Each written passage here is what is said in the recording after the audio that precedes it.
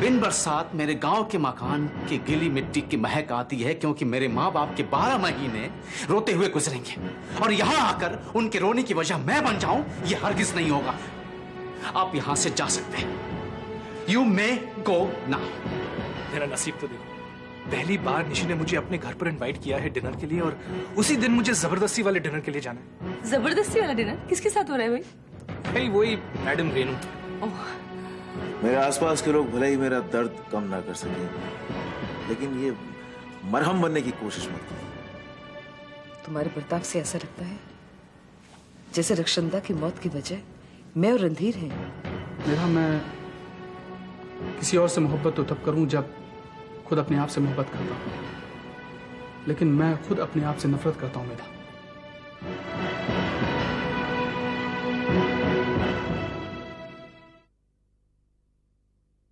कहो करण, मैं सुन रही हूं। आपने और कुंवर साहब ने जो जुर्म मुझ पर किए, उसका हर्जाना बनकर आई थी रक्षंदा। क्या क्या कहा तुमने? अगर मैं तुम्हें बोलने के लिए कह रही हूं, इसका यह मतलब नहीं कि तुम्हारे मुंह में जो भी आए तुम बक दो। शुरुआत में ही अगर बातें आपके कानों को चुभने लगी तो फिर आगे बात करके क्या फायदा? तुम्हारी एक ही बात सुन सुनकर मेरे कान पक गए करण। कब तक, आखिर कब तक तुम एक ही बात दोहराते रहोगे? मैं मानती हूं तुम्हें इंसाफ नहीं मिला, लेकिन दुनिया में इतने लोग हैं जिनको कभी इंसाफ नहीं मिला है। तुम मुझे ही देख लो, मैंने हंस के अपनी जिंदगी नहीं गुजारी है। अगर तुम अपने दुख और मेरे गमों की तुलना करो ना, तो ज्यादा फर्क नहीं होगा। तुमने कभी यह सोचा है कि रणधीर और मैंने अलग रह रहे के अपनी जिंदगी कैसे गुजारी है? अगर आपको लगता है कि मेरे साथ इंसाफ हो चुका है, तो यहां आने की जरूरत क्या थी? थी, क्योंकि रिश्ते में मैं तुम्हारी माँ हूं और रणधीर तुम्हारे पिता। तो क्या करूं मैं? फ्रेम लगा के आपकी पूजा करूं? नहीं, हम पे सिर्फ एक एहसान करो। ये धोखा, इंतकाम, ये सारी चीजों को अपने जिंदगी का सहारा मत बना कर। वाह, वही सब जो मैंने आपके लिए किया, वो सब बातें जिनमें कभी आप मेरा साथ दिया करती थी।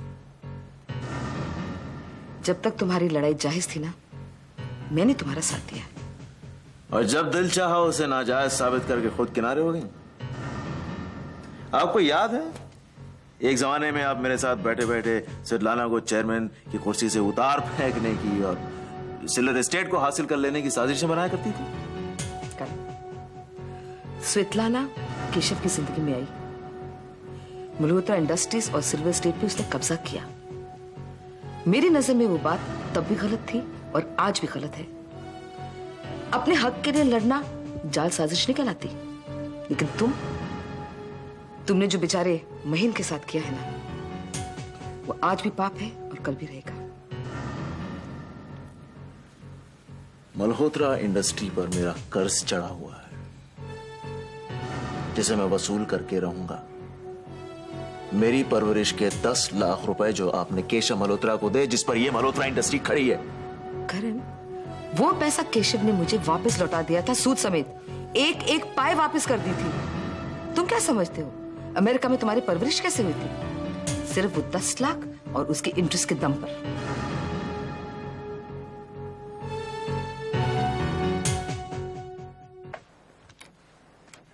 Hello, Can I speak to Mrs. Renu Thapar please? हाँ बोल रही हूँ, लेकिन आप कौन है जो इतनी रात के फोन कर रही हैं? जी मैं मिस्टर राजीव कोहली की सेक्रेटरी रीटा बोल रही हूँ। रीटा जी बोलिए।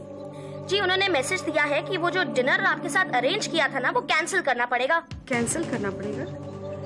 तो राजीव ने खुद फोन क्यों नहीं किया? और आज तक तो उन्होंने किसी रीटा नाम की सेक्रेटरी का जिक्र नहीं किया। जी अब उन्होंने आपसे मेरा जिक्र क्यों नहीं किया, ये तो आप उन्हीं से पूछ लीजिएगा, क्योंकि इसकी वजह मैं आपको नहीं बता सकती। वैसे वो आपको एयरपोर्ट से जरूर फोन करेंगे। एयरपोर्ट से? जी हाँ, वो किसी इम्पोर्टेंट मीटिंग के लिए दिल्ली जा रहे हैं। वो घर से एयरपोर्ट के लिए निकल चुके होंगे, वो वहाँ से आपको शायद फोन करें। तो उन्होंने दिल्ली का फोन नंबर दिया होगा? एक्चुअली वो ना किसी कॉन्फिडेंशियल मीटिंग के लिए जा रहे हैं, तो उन्होंने नंबर देने से इनकार किया है। वैसे उनका फोन आएगा तो इजाजत लेके मैं आपको फोन नंबर जरूर दूंगी। तो आप मुझे वो दिल्ली किस फ्लाइट से जा रहे हैं वो बता दीजिए, मैं एयरपोर्ट पर जाकर उनसे मिल लेती। I don't think that is actually possible, but वैसे आपके यहाँ कितनी टेलीफोन लाइंस हैं? एक ही है। क्यों? तो मुझे फोन रखना चाहिए, शायद वो आपका नंबर ट्राई कर रहे हो। हाँ, I think you are right. मैं फोन रख देती हूँ। Thank you Rita, bye. Good night.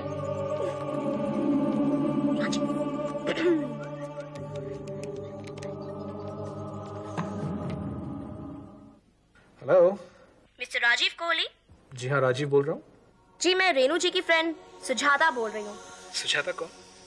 अरे कमाल है, कभी उन्होंने आपसे मेरा जिक्र नहीं किया। माफ कीजिए, आपका जिक्र कभी हुआ नहीं। कमाल है, वो आपके बारे में तो मेरे साथ हमेशा बात करती रहती है। मुझे लगा उसने शायद आपको मेरे बारे में बताया होगा। अब रेनू आपसे मेरे बारे में बहुत बात करती है, ये तो मेरी समझ से बाहर है, क्योंकि हम दोनों के बीच ऐसी कोई बात ही नहीं है जो बात करने लायक हो। खैर, ये तो आपके और रेनू के बीच की बात है। मुझे तो सिर्फ इतना मैसेज देना था कि रेनू वो डिनर जो आपने अरेंज किया था ना, उस पर नहीं आ पाएगी। वो किसी जरूरी काम से शहर के बाहर जा रही है। Thank you very much, thank you very much. शुक्रिया। रेनू का शहर से बाहर जाने का या मेरा मैसेज देने का? नहीं नहीं, वो क्या है कि आपने जो तकलीफ उठाई मुझे मैसेज देने के लिए, उस बात का शुक्रिया। Good night Sujata. Thank God.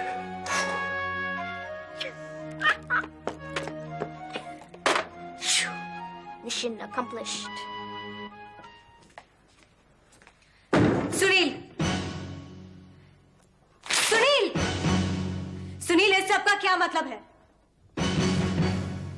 किस सब का मतलब? पापा यहाँ तुमसे मिलने आए थे। बिन बुलाए आए थे। सुनील, मुझसे ठीक से बात करो।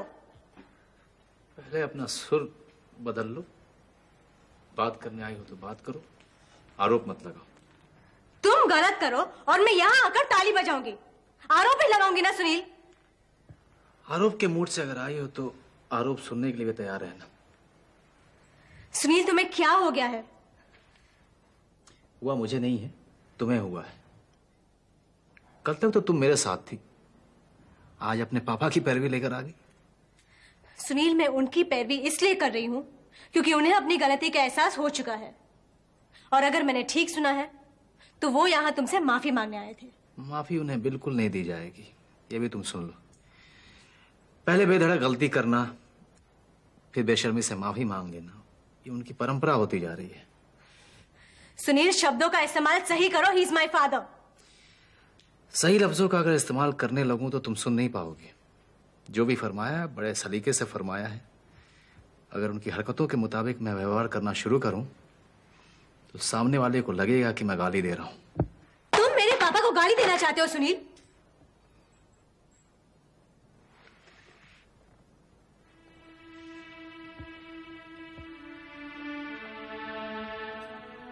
तो जो उन्होंने मेरे पापा से कहा था वो तुम्हें याद है ना? कैसे उन्होंने मेरे माँ और पापा की बेइज्जती की थी। अगर उस तरह की बेइज्जती मैं तुम्हारे पापा की करूं तो वो हर आईने से मुंह छिपाते हुए पाए जाएंगे। वो तो बहुत सस्ते में छूट गए। तुम्हें याद है ना अपने पापा की बदतमीजियां? सुनील, सुनील, ये तुम्हें क्या हो गया है? पहले तो तुम उन्हें माफ कर दिया करते थे। इस बार भी उन्हें माफ कर देता अगर सवाल सिर्फ मेरा होता। उनकी गलती का असर मेरे माँ बाप पर हो और मैं उन्हें छोड़ दूं, माफ कर दूं, तो धिक्कार है ऐसे बेटे पर।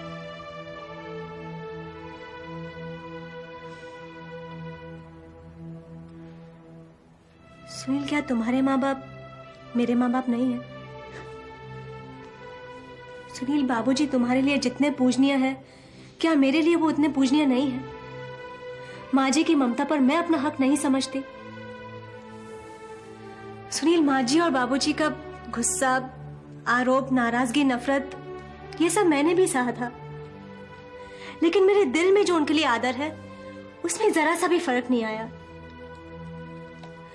सुनील, जब मैं आज भी उनके सामने नाक रगड़कर अपने और अपने पापा की गलतियों की माफी मांगने के लिए तैयार हूं, तो क्या अगर मैं तुमसे ये उम्मीद रखूं कि तुम मेरे पापा को माफ कर दो, तो सुनील क्या ये उम्मीद नाजायज है?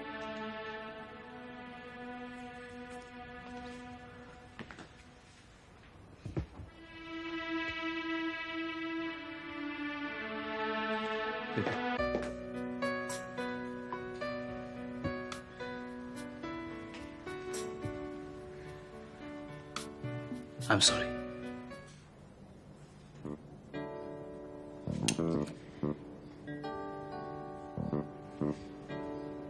चलिए साहब, आपकी चाल।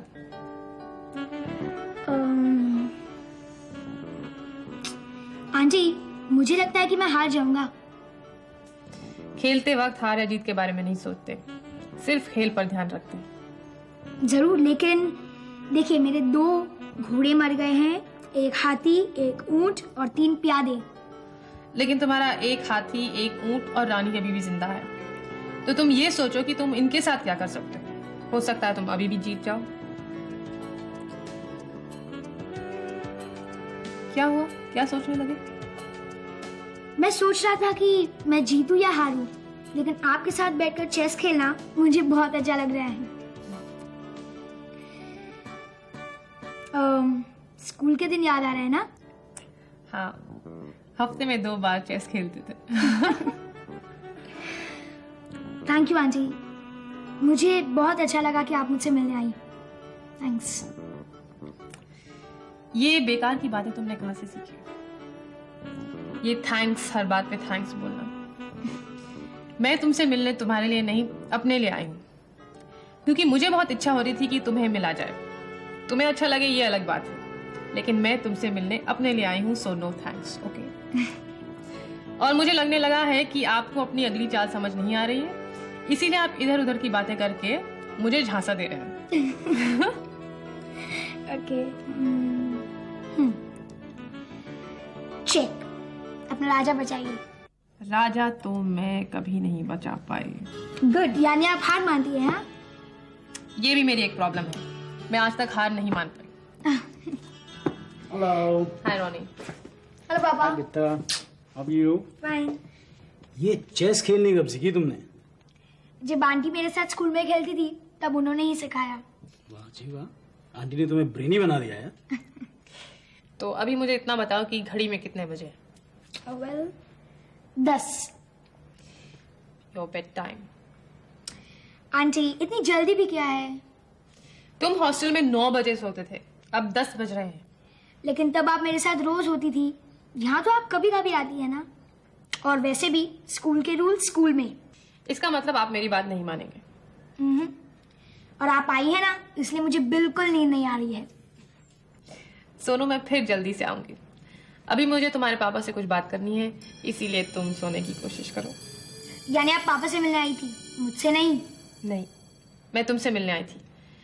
The thing is, it's long past your bedtime, so good night, sir. Good night. Good night पापा। गुड नाइट बेटा।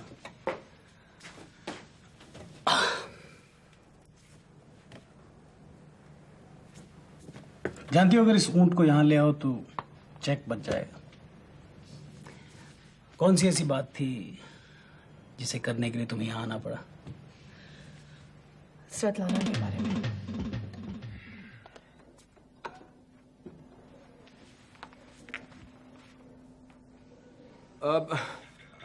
देखिए, आई एम सॉरी, मैं लगता है किसी गलत पते पे आ गया हूँ मैं। अरे नहीं नहीं नहीं नहीं, आप बिल्कुल सही रास्ते से, बिल्कुल सही दिशा में, सही मंजिल पर आए हैं। 3 सही? भाई, हमारी जिंदगी में 3 सही आज तक हुए नहीं है। आपकी जिंदगी में कौन सी तब्दीली कब आ जाए, क्या कहा जा सकता है? हाँ, वो तो है। तो आप यूं कीजिए कि आज शाम की जिम्मेदारी आप मुझ पर छोड़ दीजिए। लगता है आपके इरादे कुछ नेक नहीं है। हाँ? इरादे तो इतने नेक हैं कि नेक नहीं लगते। देखिए, एक गुजारिश है आपसे, आमतौर पर जिस भाषा में हम लोग बातचीत करते हैं उसी भाषा में बातचीत करें तो बेटर नहीं होगा?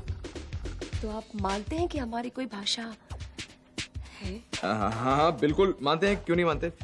बतौर मशवरे के कुछ कहूँ आपको? कह दीजिए। जो आपकी अल्फाज तो क्या, आवाज सुनने को भी बेताब रहते हैं, उनसे आप कुछ भी कह दीजिए। सलाम। जनाब ऋषभ साहब, लगता है आज आपकी खैर। मैंने कहा ना, आप अपनी खैरियत का जिम्मा मुझ पर छोड़ दीजिए। जी हम तो खुद अपनी पकड़ से छूटे जा रहे हैं। लेकिन आप हमारे करीब आ रहे हैं। ये समा कुछ गालिबाना सा नहीं होता जब? गालिब भी अपने जमाने का एक दीवाना था।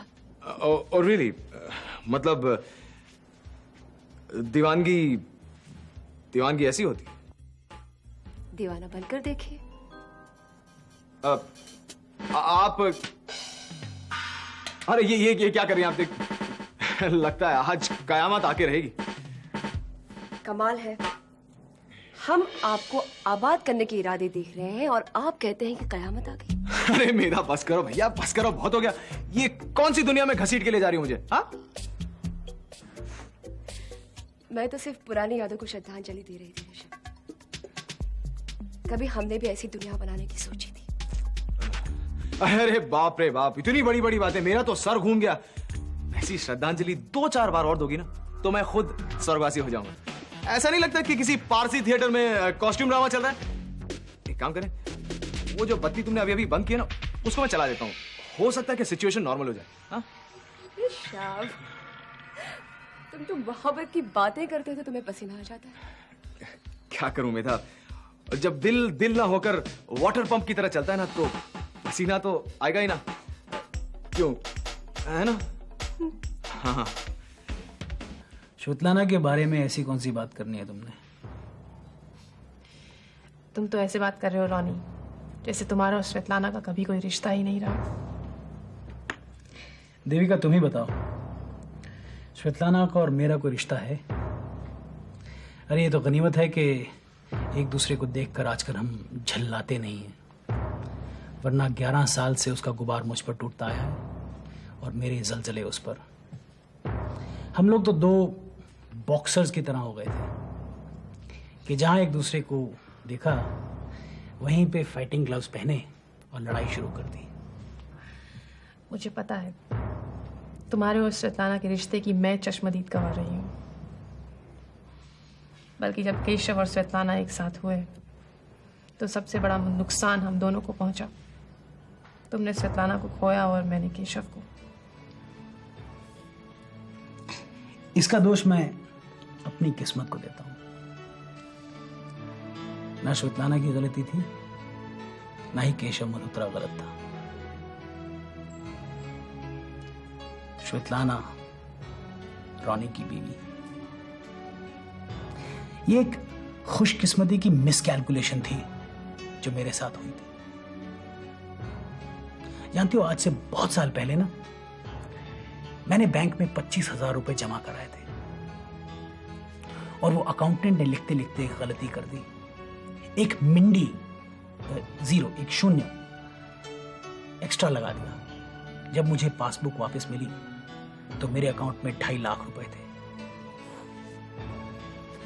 मैं हंसता खेलता बैंक गया, 2,40,000 रुपए निकाले और 10 दिन में उड़ा डाले।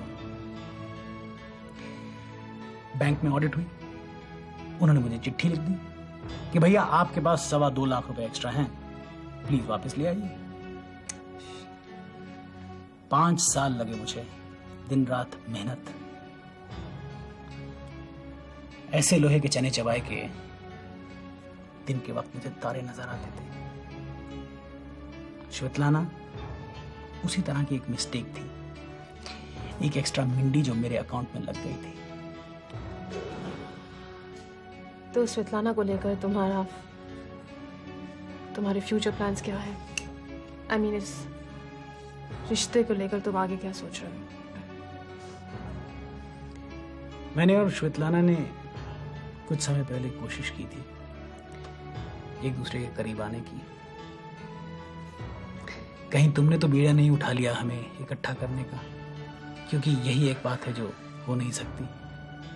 नो, मैं यहाँ तुम लोगों को मिलाने के लिए बिल्कुल नहीं आई हूँ,